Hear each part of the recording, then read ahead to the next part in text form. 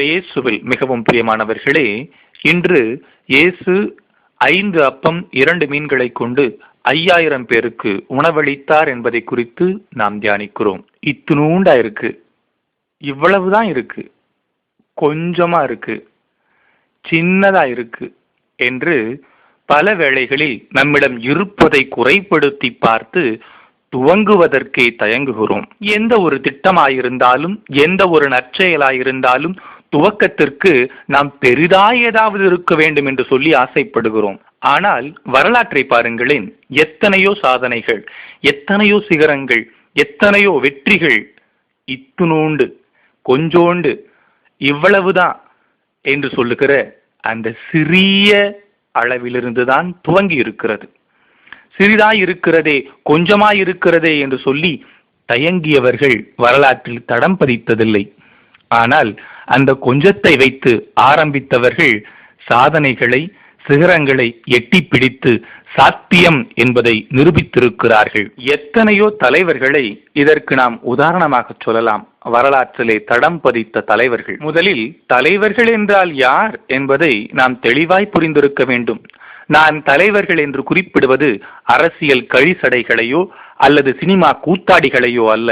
உண்மையாகவே தங்களது உழைப்பால், தன்னம்பிக்கையால், நல்ல செயல்களால் வரலாற்றிலே இடம் பிடித்தவர்கள், நம் நெஞ்சிலே இன்னும் வாழுகிறவர்கள். வரலாறு என்பது ஏதோ யாரோ எழுதியது என்றல்ல, நம் குடும்ப வரலாறு. நாம் பார்த்தவர்கள், பழகியவர்கள், இந்த உலகை விட்டு சென்றவர்கள் என்று நாம் பார்த்த முகங்களிலே கூட நல்ல தலைவர்கள் இருக்கிறார்கள் என்பதை புரிந்து கொண்டு இனி தொடர்ந்து சிந்திப்போம். 5000 பேருக்கு உணவு, 5 அப்பம் 2 மீன்.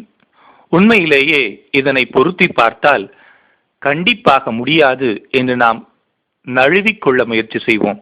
ஆனால் ஏன் தொடங்கித்தான் பார்ப்போமே என்று சொல்லி துவங்குவதுதான் ஒரு வெற்றியாளனுக்கான முதல் படி. வெற்றியாளனுக்கு வழிவகையை சொல்லித் தருகிற இயேசு, கொஞ்சமாயிருக்கிறது என்று தள்ளி போகாதே, உன்னுடைய முயற்சியை வை. காலம் உன்னோடு சேர்ந்து வழி கொடுக்கும். உன்மேல் நம்பிக்கை வை என்று சொல்லி நம்பிக்கை விதையை ஊன்றச் செய்கிறார்.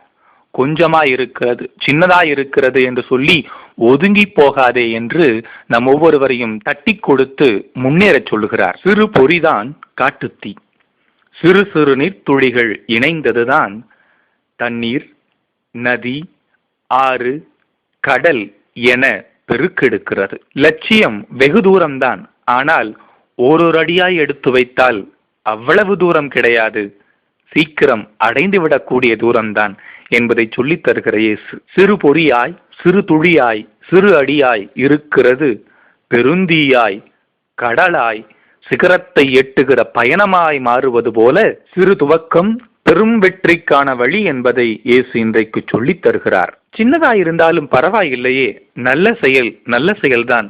அதற்காக நாம் வெட்கப்படவோ யோசிக்கவோ தேவையில்லை. தவறு செய்கிற பொழுது யோசிக்கிறோமா?